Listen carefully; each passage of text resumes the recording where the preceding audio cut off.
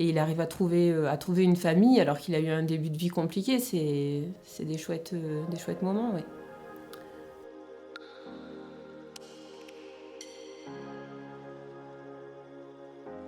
Ça date de novembre 2020, on était en plein confinement et il y avait une volonté de la part de la municipalité de mettre en place une campagne de stérilisation pour les chats errants. Et il fallait qu'il y ait une association support pour mener cette campagne de stérilisation, d'où la création de Chats par Minou.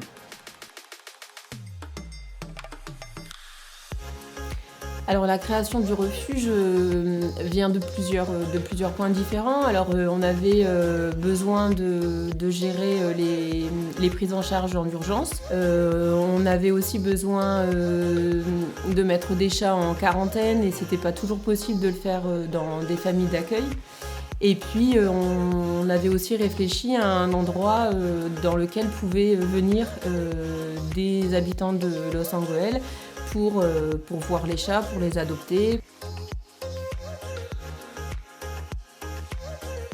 Alors la volonté au niveau de la création du refuge, c'était d'avoir un partenariat avec les services de la ville, puisque c'était une mise à disposition du local et puis d'un certain nombre de matériel.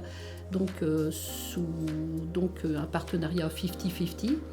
Dans un premier temps, il y a eu d'abord les travaux réalisés par les services techniques, puisqu'il fallait remettre en état le local qui avait un usage différent auparavant. Et ensuite, il y a eu toute une série de travaux à l'intérieur pour équiper en fait, le refuge sous forme de box pour pouvoir accueillir les chats. Et là, essentiellement, ça a été fait par les bénévoles. Alors, il y a deux grandes parties d'événements qui concernent le refuge et l'association. La première partie, c'est de faire vivre le refuge, de porter un message, d'avoir une sensibilisation par rapport à la misère féline, la nécessité de stériliser les chats, ça c'est vraiment incontournable. Et puis, il y a toute une partie des événements ou des actions qui sont destinées, et c'est le nerf de la guerre, à faire rentrer de l'argent dans les caisses pour pouvoir couvrir le budget alloué aux soins des chats qui est absolument phénoménal.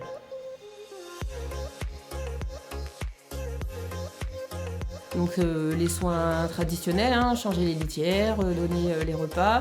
Il y a aussi des traitements médicaux pour certains chats qu'il faut administrer matin et soir. Chaque bénévole s'organise sur un point particulier. Alors on a une bénévole qui s'occupe plus des collectes alimentaires, donc elle prend contact avec les magasins, on organise des journées de collecte par exemple. On a le 11 novembre où on fait aussi une grande vente au foyer Omer Caron. Ce week-end, il y a les portes ouvertes. Donc, les bénévoles se mettent dans les projets qui leur parlent le plus et puis ils organisent cette journée en particulier. Oui, les dorloteurs sont toujours les bienvenus. Plus on en a et mieux c'est.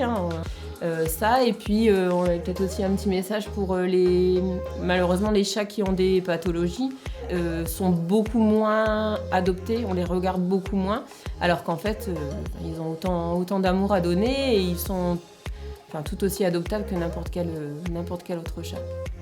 Et je finirai en disant stérilisez vos chats pour éviter que les chatons finissent dans la rue et que l'on soit, comme au mois d'août, submergé d'une vague de chatons absolument incroyable.